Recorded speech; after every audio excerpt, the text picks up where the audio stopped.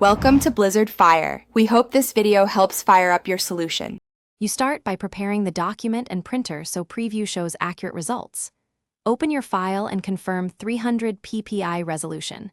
This prevents blurry output.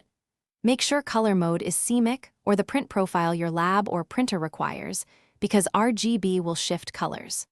Once done, choose the target printer and paper size in Photoshop's print settings. This ensures margins and scaling are correct. Now move to the print dialog. To generate the preview, you now work inside File Print to control the preview and output. Select the printer in the top left and watch the live preview pane. It updates as you change position or scale so you can see cropping or blank margins. Use the scale field for precise sizing or choose Fit to Media for automatic adjustment. Make sure color handling and printer profile match your workflow, because incorrect profiles produce unexpected color shifts in the preview and final print. Finally, perform soft proofing and finalize settings before printing.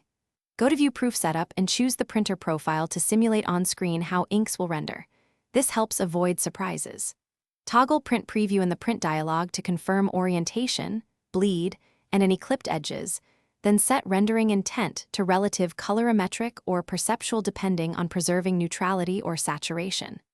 If colors or scale are wrong, recalibrate your monitor. Reselect the ICC profile and rerun the preview to confirm fixes.